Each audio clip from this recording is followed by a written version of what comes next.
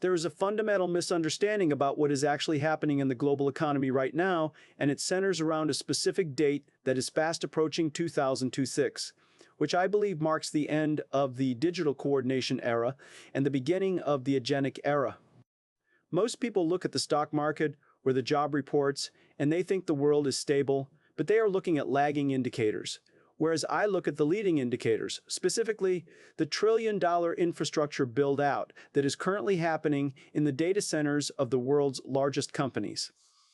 What you need to realize is that for the last 100 years, the middle class has existed primarily to solve a latency problem. The gap between a decision made by leadership and the execution done by the workforce required a massive layer of middle management, coordinators, analysts, and administrators to process information.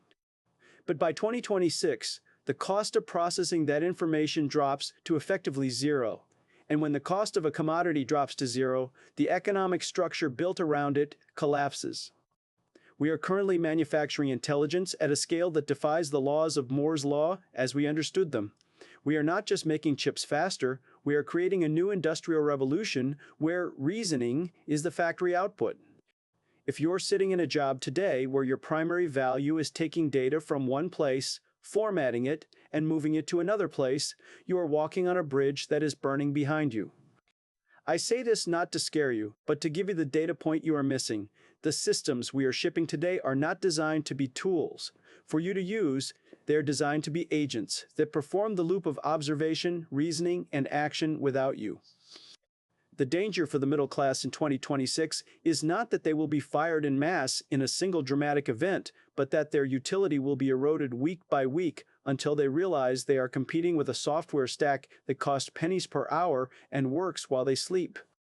I often say that I wish suffering upon the next generation, and people think I am being harsh, but I mean it in the most compassionate way possible, because the ability to endure the pain of learning a hard, physical, or highly complex domain expertise is the only moat left.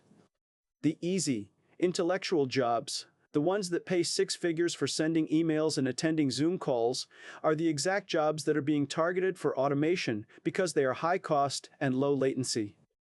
By 2026, we will see the bifurcation of the economy into two distinct groups: those who can command the AI to build systems, and those who are waiting for the AI to tell them what to do. The window to move from the second group to the first is closing because the training speed of these models is exponential, while human learning is linear. If you are not fundamentally restructuring your relationship with value creation right now, you are positioning yourself to be a legacy component in a machine that is upgrading itself. This is about the physics of information. Friction is being removed, and if your career is based on managing friction, you're about to be optimized out of existence. You have to look at the industrial cadence of the semiconductor industry to understand why 2026 is the specific horizon line where the rules of the game change irreversibly.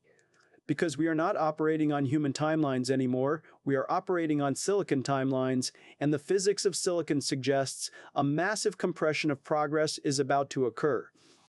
For the last 2 decades, the digital economy was defined by the app model, where a human being used a piece of software to perform a discrete task. You opened a spreadsheet to calculate numbers, you opened a word processor to write a report, you opened a browser to find facts. And in that model, the human was the central processing unit, the glue that held the workflows together. The middle class expanded because we needed millions of intelligent, educated humans to act as the interface between these disconnected tools, translating data from one format to another and ensuring that business processes kept moving. But what is happening now, and what will reach critical velocity by 2026, is the shift from software as a tool to software as a service agent, meaning the software no longer waits for you to click a button, it observes the objective, plans the steps, and executes the workflow autonomously. We are currently building the data centers, the AI factories, that will come online in late 2025 and early 2026. And these factories are not designed to serve up web pages. They are designed to generate tokens of intelligence at a scale that will make the cost of cognitive labor collapse towards zero. When the marginal cost of intelligence hits zero, the premium on being smart or being educated, in the traditional sense evaporates. Because the market does not pay for commodities, the market pays for scarcity. The scarce asset in 2026 will not be the ability to write code, or the ability to write a legal brief, or the ability to analyze a P&L statement, because a model will do that for a fraction of a cent. The scarce asset will be the ability to ask the right question and the ability to verify the answer in the physical world. We are seeing a digital Taylorism emerging, where just as the factory floor was measured and optimized in the 20th century, the cognitive workflow of the knowledge worker is being measured and optimized today. Every time you interact with an LLM, every time you use a copilot, you are training the system that will eventually replace the process, part of your job. This matters now because we are in the installation phase of this technology, and history tells us that the installation phase is deceptive. It looks like new tools are just making us more productive. But then comes the deployment phase, around 2026, where the companies stop hiring people to use the tools and start buying the results directly from the compute providers. You have to understand that enterprises are rational actors. If they can rent a digital employee for $5 an hour that works 24/7, never gets sick, never complains, and has access to the sum total of human knowledge, they will not continue to pay a human $50 an hour to do the same task with less accuracy. The unprepared middle class is unprepared because they are still banking on credentials, degrees, certifications, job titles that were proxies for competence in a low-intelligence world. But in a high-intelligence world, credentials are irrelevant compared to output. The old path was go to school, learn a crystallized set of facts, get a job, and execute that knowledge for 30 years. The new reality is that crystallized knowledge is a liability because it becomes outdated the moment it is printed. The only thing that matters is fluid intelligence, the ability to learn, unlearn, and relearn in real time. By 2026, the speed of business will be determined by how fast you can integrate AI agents into your loop, not how fast you can type. We are moving from a deterministic economy, where inputs A plus B always equaled C, to a probabilistic economy, where you are managing systems that hallucinate, create, and drift, and that requires a completely different mindset. A mindset of a curator and a judge, not a laborer. The danger is that the middle class is currently doubling down on skills that are easiest to automate: formatting, summarizing, basic coding, copy editing, while neglecting the skills that are hardest to automate: complex negotiation, physical world empathy, high-stakes accountability, and novel synthesis. The water is rising, and it is rising not linearly, but exponentially, and 2026 is the year the levees break for the people who are standing still. We need to deconstruct the specific framework of value that will emerge in 2026, because the old framework, the one based on the scarcity of information and the difficulty of technical execution, is evaporating before our eyes, and to survive this transition, you must master 5 specific layers of competence that artificial intelligence cannot replicate or commoditize in the near future. The first layer is what I call deep domain fluency, which is fundamentally different from the surface-level generalism that the current educational system produces. For the last decade, we told everyone to learn to code. But the problem is that coding is just a language, a translation layer between human intent and machine execution. And now the machines speak human, so the translation layer is worthless. The value in 2026 shifts violently back to the what, not the how, meaning that if you are a programmer who doesn't understand supply chain logistics or molecular biology or financial derivatives at a granular level, you are obsolete. But if you are a logistics expert or a biologist who can direct a swarm of AI agents to optimize a system, you have to understand that AI is a reasoning engine, but it needs a ground truth to reason about, and that ground truth comes from deep, muddy, complex reality. Therefore, the person who understands the nuance of the problem, the specific friction in a warehouse, the specific regulation in healthcare, the specific behavior of a chemical compound, is the one who holds the keys, while the person who just knows the syntax of Python or C++ is merely a commodity. The second layer of the framework is system architecture over task execution, which requires a complete rewiring of your brain from being a doer, of tasks to being an architect of outcomes. In the old economy, you were paid to write the email, design the logo, or build the spreadsheet. But in the 2026 economy, those are atomic units of work that cost zero. The new value lies in the ability to string those atomic units together into a coherent, self-correcting system, which means you stop being the bricklayer and start being the general contractor. If you look at the math of this shift, it is terrifying. For the unprepared, a task executor's output is linear. You work 1 hour, you produce 1 unit of value. But an architect's output is logarithmic because once you design the workflow for the agents, that workflow can run 1,000 times a day without your involvement. Let's run the numbers on the opportunity cost of ignoring this. Imagine you are a mid-level marketing manager earning $100,000 a year doing manual campaign setups over 20 years. Assuming standard 3% raises, you might earn roughly $2.7 million, but that job will likely be automated by year 3, pushing your earnings to zero or forcing a reset. Contrast that with the architect who builds an automated marketing engine using AI agents. They might start at the same income, but because they have leverage, they can service 10 times the volume or build an asset that generates equity, and over that same 20-year horizon, the difference between a linear wage and a leveraged compounding asset is not just a few $100,000. It is the difference between retiring in poverty and building generational wealth, potentially a gap of $5 million to $10 million in lifetime value simply because one path had leverage and the other had dependency. The third layer is taste and judgment, which sounds subjective but is actually a hard engineering constraint in a world of infinite generation. When the cost of generating text, images, code, and music drops to zero, we will be drowning in a tsunami of mediocrity, a noise floor so high that the average signal is lost. In this environment, the economic premium shifts to the editor, the person with the impeccable taste and historical context to look at 1,000 AI-generated options and say, that one is the truth. Taste is compressed experience. It is the ability to recognize quality instantly without having to derive it from scratch. And AI models, for all their power, regress to the mean.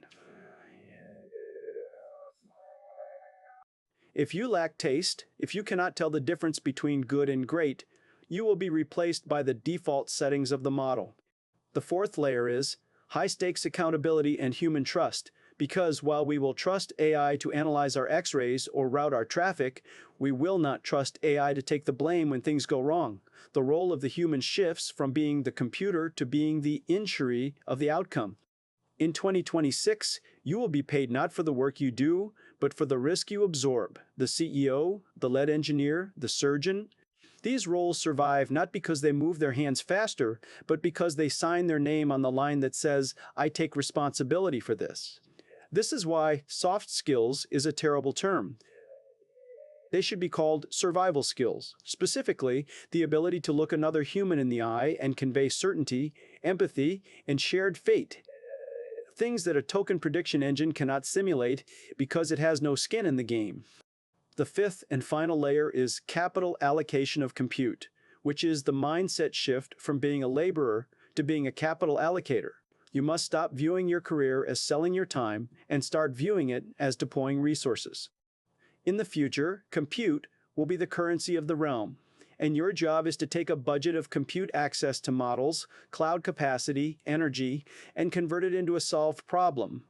The person who knows how to spend $10 on inference to generate $100 of value is an investor, not a worker. This is where the divide becomes brutal. The unprepared middle class thinks in terms of hourly rates, asking, how much can I charge for my time? While the prepared class thinks in terms of yield, asking, what is the return on investment of the compute I just deployed? If you do not make this shift, you are bringing a stopwatch to a stock market. You are playing the wrong game with the wrong tools. The harsh reality of 2026 is that the middle of the distribution is being hollowed out. The average writer, the average analyst, the average coder. These positions are structurally insolvent because an AI is average for free. You have to move to the edges, either to the hyper-specific niche of deep domain knowledge where data is scarce, or to the high-level orchestration where judgment is paramount. We have to talk about the compound interest of skill acquisition. Here, if you spend the next 18 months learning how to prompt engineer and build agentic workflows, you are creating a base layer of knowledge that all future AI tools will plug into, effectively making you AI native.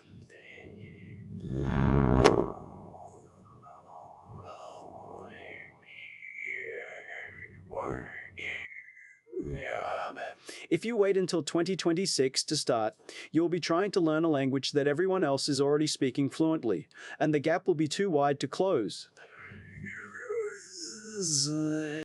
It is like trying to learn the internet in 2005 versus 1995. The early adopters captured the protocol value, the latecomers just became users.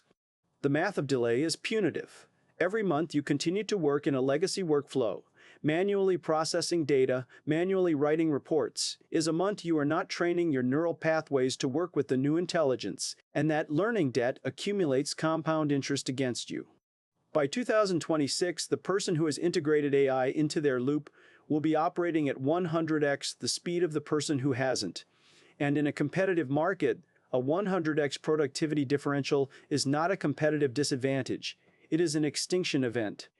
You must treat your career like a technology stack. The bottom layer is your biological health, endurance. The middle layer is your domain expertise, the mud. And the top layer is your AI orchestration, the lever. If any of these layers is weak, the stack collapses. The unprepared middle class is ignoring the lever, hoping that the storm will pass or that regulation will save them. But technology does not bargain and it does not wait. It optimizes for efficiency, and the most efficient configuration of the economy in 2026 is a small number of high-leverage humans directing a massive army of digital agents. The question you have to answer every single morning is, am I the architect of this system, or am I a bottleneck within it? If you are a bottleneck, if the information has to wait for you to read it, process it, and forward it, you are the error term that the system is trying to eliminate.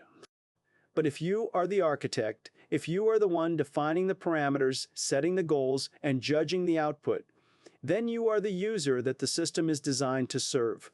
The opportunity cost of missing this transition is not just financial, it is existential. It is the difference between being a protagonist in the future or an NPC non-player character in someone else's simulation. The year 2026 is the event horizon. Once we cross it, the physics of work change permanently, and the only gravity that will hold you in place is the mass of the value you can create that a machine cannot. We need to have a brutally honest conversation about the lies you are telling yourself and the comfortable delusions that the entire middle-class ecosystem is currently operating under, because the collision course with 2026 is mathematically inevitable, and the market does not care about your mortgage, your tenure, or your self-perception of value. The most dangerous narrative currently circulating in corporate hallways and university campuses is the idea that AI is a tool that will make us more efficient, implying that the structure of work will remain the same, but we will just be faster at it. Yet this ignores the fundamental physics of what is actually being built. When we move from tools to agents, we are not making the human faster. We are removing the human from the loop entirely, and the reality check you need to internalize is that for the vast majority of knowledge work, the human was never the asset. The human was the bottleneck. You have to look at your job description and ask a painful question. Am I paid to create novel solutions, or am I paid to process information? Because if you are paid to process information, to take data from meeting A and summarize it for meeting B, or to take a client request and format it into a project plan, your economic value is plummeting towards zero. The middle class was essentially created to handle the friction of information transfer in a pre-digital and early digital world. But we are entering a frictionless environment where an AI agent can attend the meeting, summarize the notes, update the project management software, and email the client in 3 seconds for a cost of 1/10 of a cent. If you think your soft skills or your relationships will save you from this, you are underestimating the ruthlessness of the bottom line. Corporations exist to maximize profit, And if a CFO can replace a $120,000 a year project manager with a $500 a month enterprise software subscription that never sleeps, never takes vacation, and never misinterprets an instruction, they will do it. Not out of malice, but out of fiduciary duty. We also need to dismantle the sunk cost fallacy regarding your education and experience, because this is where the pain will be most acute for people over 30. You have likely spent decades acquiring a specific set of heuristics, mental shortcuts, that allow you to do your job, but those heuristics are based on constraints that no longer exist. For example, a senior coder is valuable because they know how to avoid syntax errors and optimize memory usage. But in a world of infinite compute and self-healing code, that expertise is not just useless, it is actually a hindrance because you will try to optimize things that the AI has already solved, effectively wasting time. Your experience is becoming negative equity because you are carrying the baggage of the old way of doing things, while a 20-year-old with no bad habits and an AI copilot is outproducing you by a factor of 10. This is the competence trap. You are so good at the old game that you cannot see that the rules have changed to a new game entirely. Furthermore, we must address the human touch delusion, which is the comforting idea that people will always prefer to deal with a human being. The data simply does not support this. People do not want human interaction. They want their problems solved. If you have to choose between waiting on hold for 20 minutes to speak to an empathetic customer service agent who lacks the authority to fix your issue, or speaking to an AI that resolves the issue in 10 seconds, you will choose the AI every single time.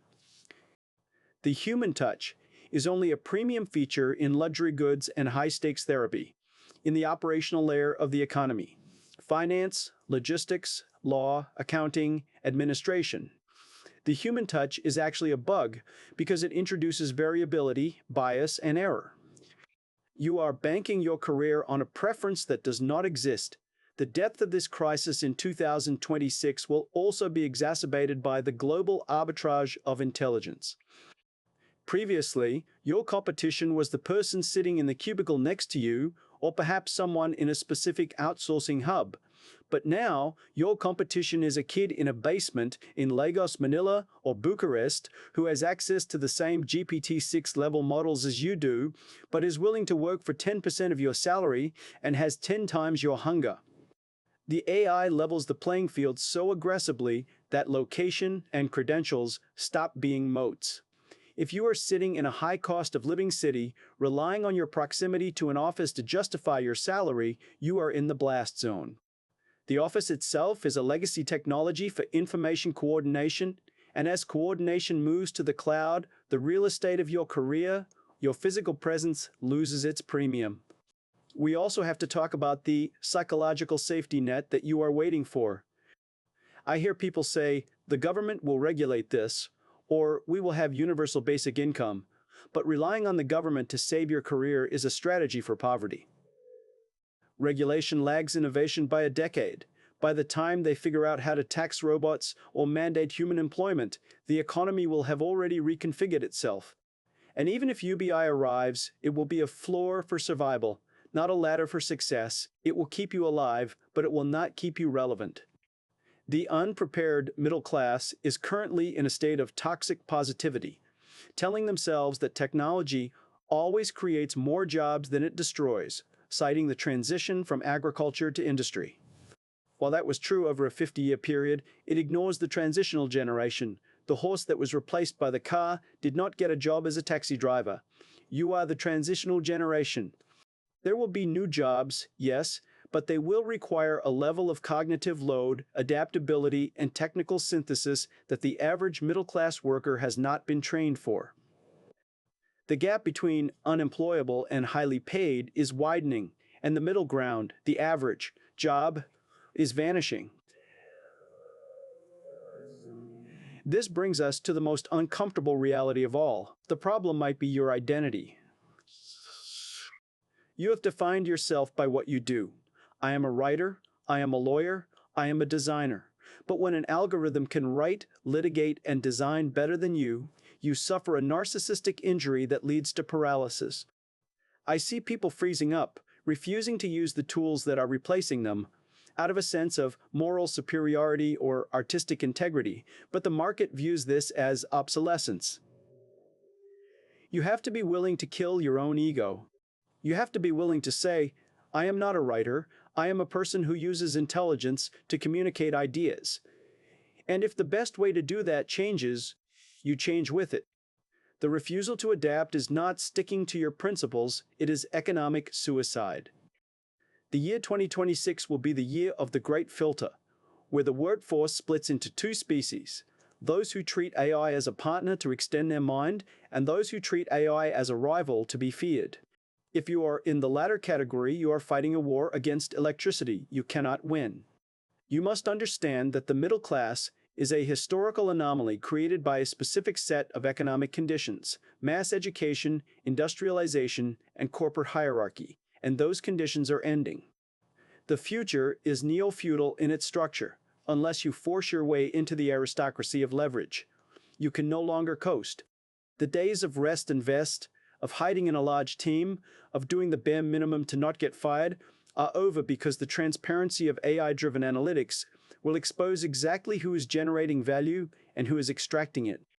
Every keystroke, every commit, every output is measurable, and when the measurement becomes absolute, the mediocrity that thrives in the shadows of the middle class will be exposed. This is not a drill, this is a controlled demolition of the old labor contract.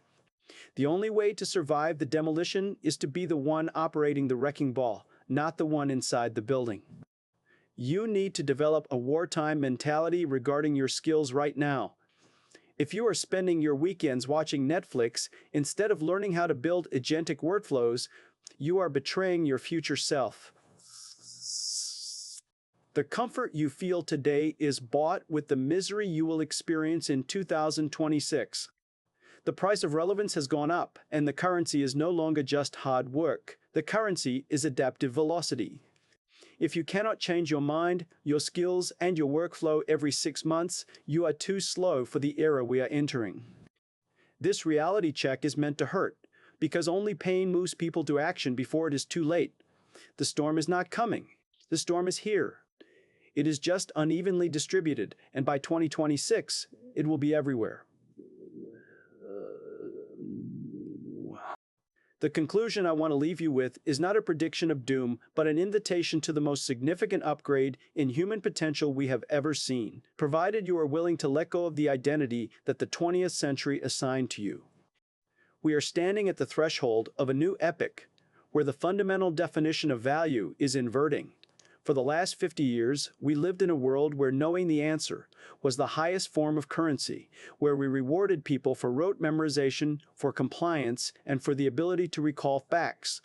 But that era is mathematically over because we have built a machine that knows every answer. This transition to 2026 is terrifying only if you insist on playing the old game, if you insist that your worth is tied to your ability to be a biological hard drive. But if you look at the physics of this shift, you will see that it is actually liberating. We are moving from the age of knowledge to the age of wisdom. And in the age of wisdom, the prize goes to the person who knows which question to ask, not the person who regurgitates the Wikipedia entry. You need to understand that the middle class was a construct of the industrial age, a buffer layer designed for stability and repetition. But stability is no longer a viable strategy in a world of exponential change. The only viable strategy is dynamic equilibrium, the ability to find your balance while moving at high speed. The anxiety you feel right now, the fear that the AI is coming for your job, is actually a signal from your intuition telling you that you are currently underleveraged. It is telling you that you are playing too small, that you are using a human brain, the most complex object in the known universe, to do work that a silicon chip can do. This is a tragedy of wasted potential. The opportunity of 2026 is that for the first time in history, you have the ability to decouple your output from your time. You can use these tools to build systems that work while you sleep, to create art that scales, to solve problems that were previously too expensive to touch. But to access this opportunity, you must make a binary choice right now, today. You can choose to be a consumer of intelligence, sitting back and letting the algorithms feed you content, solve your problems, and make your decisions, effectively becoming a pet to the superintelligence. Or you can choose to be a director of intelligence, the sovereign individual who stands on top of the stack and commands the compute to manifest a vision. This is not a choice about technology, it is a choice about agency. The unprepared middle class will be unprepared not because they lack the money to buy the software, but because they lack the courage to reimagine themselves as creators rather than employees. I want you to look at the next 18 months not as a countdown to obsolescence, but as a boot camp for your future self. Every time you feel the friction of learning a new tool, every time you feel the headache of trying to understand how an agentic workflow operates, you are literally rewiring your brain to survive the next century. Do not wish for the world to slow down, it cannot and it will not. Wish instead for your capacity to expand. The people who will thrive in 2026 are the ones who look at an AI that can write code or analyze law and say, "Thank you, now I can focus on the architecture and the justice," rather than, "Oh no, I can't bill my hours anymore." It is a shift from scarcity to abundance, but only for those who are mentally prepared to wield that abundance. You are not being replaced, you are being promoted, but you are being promoted to a level of management where the employees are silicon and the expectations are infinite. The safety of the middle is gone, but the ceiling of the possible has been blown off. The question is no longer, what job can I get, but what problem can I solve? If you can answer that, 2026 will not be your end, it will be your beginning. The future does not belong to the smartest person in the room anymore. It belongs to the most adaptable,